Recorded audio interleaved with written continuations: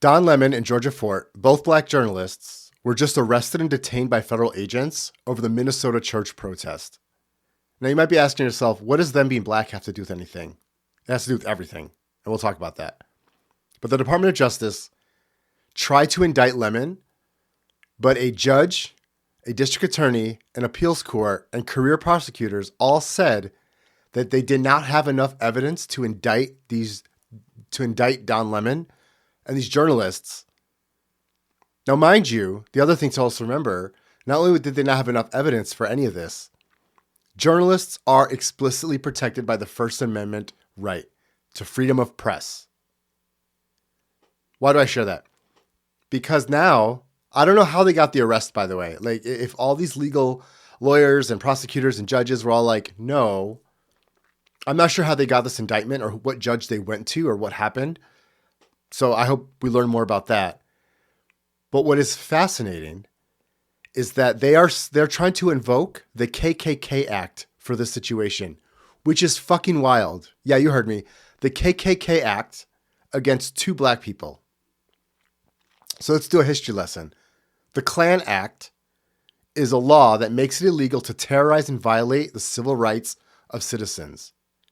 This was signed into law in 1871 by President Ulysses S. Grant to block the KKK and other violent groups from using threats, assault, killings to stop black Americans from voting, from running for office, and enjoying basic freedoms also guaranteed to them by the U.S. Constitution. And again, let me remind you, lawyers and judges did not see this situation in that way. I'm going to play the clip of Don Lemon. This is the clip that got him arrested. So I'm going to play the clip and just really listen to like what he's saying. He is declaring himself as a journalist. He is doing, in fact, that. He is journaling. He is reporting. He's doing his job as a known member of the press. So listen to this clip. This is an operation that is secret, that they invited folks out. This is Operation Pull Up, more of a clandestine operation. We show up somewhere. They don't expect us to come there, and then we disrupt business as usual. So right now is kind of mayhem. We're not part of the activists, but we're here just reporting on them. Did they explain to you why they're here? They did not. They said that there is someone here in Easterwood, who is a member of ICE, and he's a pastor of the church. Our church had gathered for worship, which we do every Sunday. We asked them to leave, and they obviously have not left. So this is what the First Amendment is about the freedom to protest. There's a varying array of views in this church on politics of immigration. Recognize the complexity of the issue. This shows you just how divided America is. When you look at the protesters here, and then you look at the people there who are praying, and you know what was the interesting thing? If these two groups could just get together, they might figure out what to do.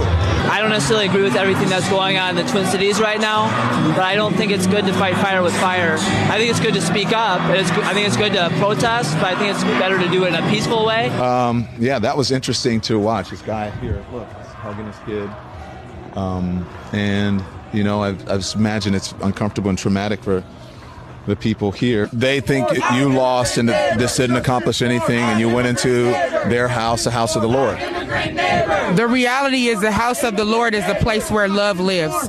It's not a place where you can have a pastor masquerading as the director for the field office of ICE in St. Paul. So when you hear that, you see what he was doing. He was, in fact, reporting. He was very clear. He communicated it. So what is happening? Well, I can tell you what's happening. You know, to everyone who said that fascism and authoritarianism are coming, it's already fucking here. I mean, journalists getting arrested for doing their jobs is one of the biggest signs that fascism has already arrived. A lot like the new TikTok algorithm is another one. Don't forget how hard Trump worked to cancel Jimmy Kimmel. When you have a fascist government, when you have an authoritarian government and leader, this is a person who acquires power and silences the dissenting voices, controls the media, and controls the information. And that's exactly what is happening in this country right now. And the worst part, and something I will never get over, the only reason we are now in this fascist regime is because Donald Trump is doing literally everything and anything he can to block the release of the Epstein files, which honestly at this point, we should just call it the Trump files. Because he doesn't want us to learn about the sadistic truth about him and the elites who have trafficked and murdered children, mostly girls, and women. So let's talk about it.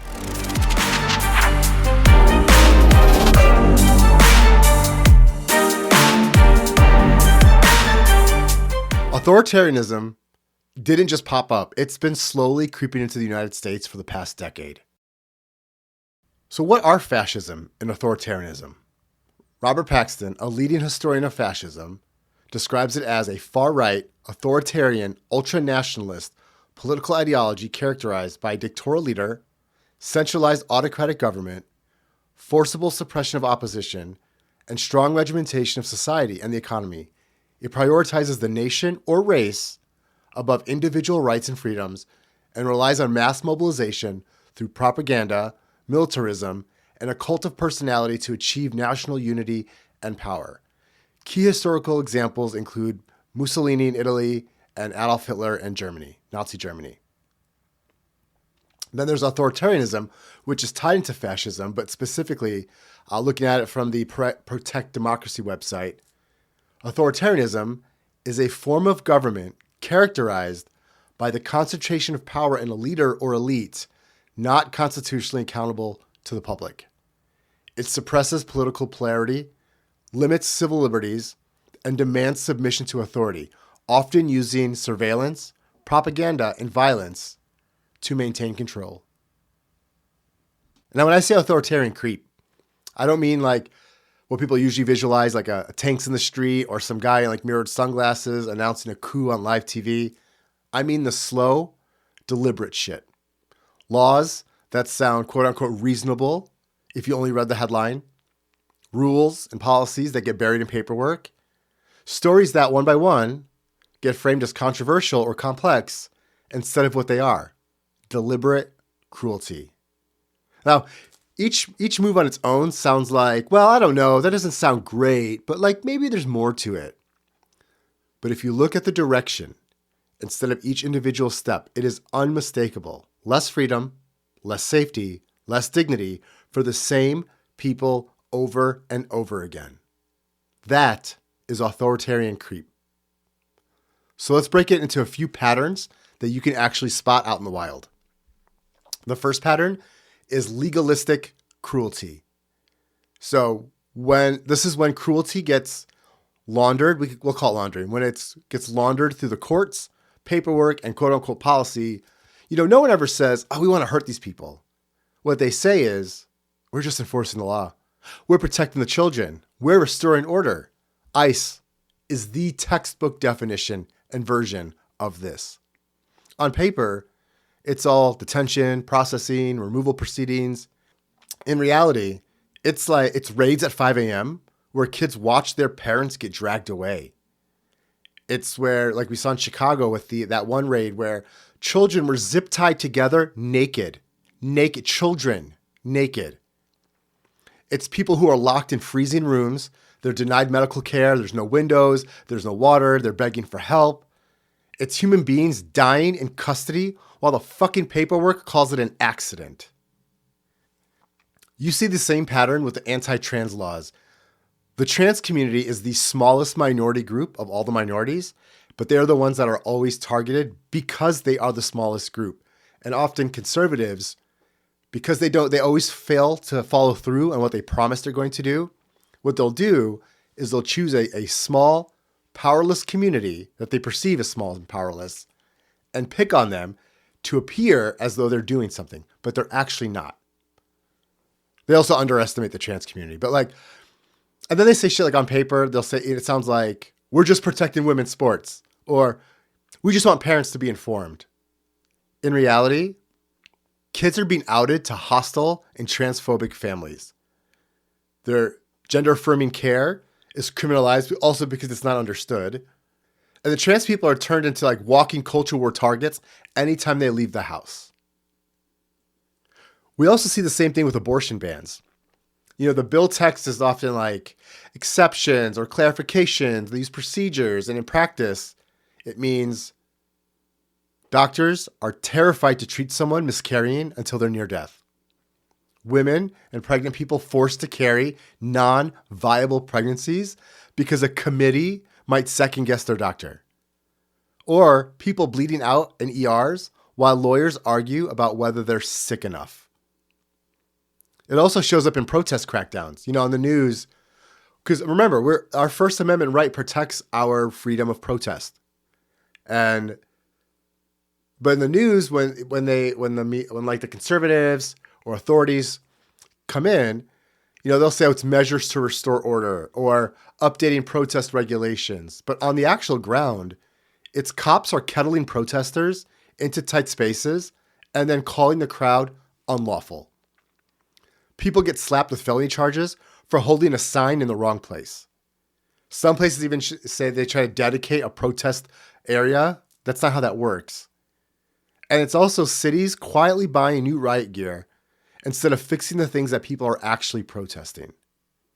Authoritarian creep loves this legalistic layer because it lets powerful people say, we're just following the rules, while they're the ones writing the rules. So that's one pattern. Another pattern we see is moral panic and culture war. This is where certain groups are turned into a permanent emergency. There always has to be a new villain with the conservative party, with MAGA. Queer and trans people are always at the front. So are migrants at the border, teachers, protesters. And if you watch right-wing media cycle for even like a week, please don't though, you'll notice the rhythm. They'll always say they're coming for the kids. They're coming for your kids. They're invading your neighborhood. They're corrupting your schools. None of this is new. It is the same fucking playbook used against gay people during the AIDS crisis, against black organizers during the civil rights movement, and against immigrants in basically every generation. The point of moral panic is not to describe reality. The point is to keep you scared and reactive, so you'll tolerate whatever the state wants to do to the problem group of the week. So when you see things like a teacher getting fired for having a rainbow flag in the classroom, a migrant described as a monster in a headline before trial has even happened, or a protest described as a riot, well, cops are the ones that are fucking escalating the violence. That's not just sloppy language or careless language. That is conditioning. It primes people to cheer for crackdowns, harsher laws, more cages, because they've been told over and over again that these people are a threat, and they often use words to dehumanize these folks. Gay people are called groomers. They call undocumented immigrants illegals. This is a dehumanization tactic that they purposely use to let people feel justified in the negative and poor treatment of these communities. Then there's also another pattern. The third pattern is normalization through boredom. So what does that mean? This one's sneaky because it doesn't come across, or it doesn't look dramatic. It actually looks like nothing. It looks like the same kind of headline over and over again until you stop clicking. It's the same outrage cycle on social media until you mute the topic. It's the same corruption story every week until your brain files it under just, hey, that's how things are. So the pattern goes like this. It's outrage, fatigue, wallpaper. So what does that mean? At first, something shocks you. You're like, how the fuck is this even real? And then it happens again and again. And at some point, not because you're a bad person, but because you're a human and you're tired, your nervous system taps out. You scroll past it. You think, I can't do this today. Authoritarian movements count on that moment. They know they don't have to convince you it's good. They just have to make it too exhausting to care. So the play becomes repeat the cruelty, repeat the justifications, let the news cycle grind you down. And then if you do still react, and if you still say, this is not normal, you'll actually be gaslit and treated like you're the weird one. Why are you so obsessed with this? Hey, there's nothing we can do about it. Both sides are bad. I'm just tired of politics. Y'all, that is not neutrality. That's what it looks like when people have been successfully numbed. And this is also why when you look at our administration, do you notice there's always some kind of topic happening? You know, Trump wants to invade Greenland. Trump wants to, ICE is happening. Trump takes us to war with Venezuela to get their oil. All of these things are meant to fatigue us. They're on purpose. Again, all to distract us from the Epstein files. Trump is destroying democracy to hide the Epstein files. And he's doing it by inundating us with so much news and headlines that we almost check out. That's all on purpose. So let's pull that together. Because again, when we're talking about authoritarian creep, we're talking about how all three of these are working together. Legalistic cruelty makes the violence look official and reasonable. Moral panic tells you the targets deserved it. And the normalization through boredom trains you to stop reacting. And once you see the pattern, you start to notice it everywhere. In how anti-trans laws are rolled out. In how police violence is reported. You'll pay attention to the words, the tone. How immigration raids get framed as operations, not terror. So what do? Friend, we have to keep using our voice in our platforms to resist fascism and authoritarianism. Yes, you are going to make people uncomfortable by bringing up these topics, and for posting things on your social media or in conversations, bring it up. Post it. And there's no one right way to resist fascism or authoritarianism. So if your MO or your method is to post. If you want to donate to organizations that defend the causes that you are passionate about, donate. I use learning development. My background's in learning development, so I create content around teaching around topics like this, so we have more awareness of what we're working with. That's how I do it. There's no right or wrong way to resist what is happening in this country, and also remember, resisting what's happening is the most patriotic American thing that we can do, is to fight for our rights in the U.S. Constitution that were granted to us by our founding fathers and the Constitution. So I'm going to leave you with this quote that really resonated with me, and I want to leave it with you as well. It's a quote by Maya May. Arresting journalists, seizing ballots, murdering protesters, detaining children. It's time to decide what your red line is. Friend, this has been Radical Leftist Scum Podcast. Thank you for being here, and I will see you soon.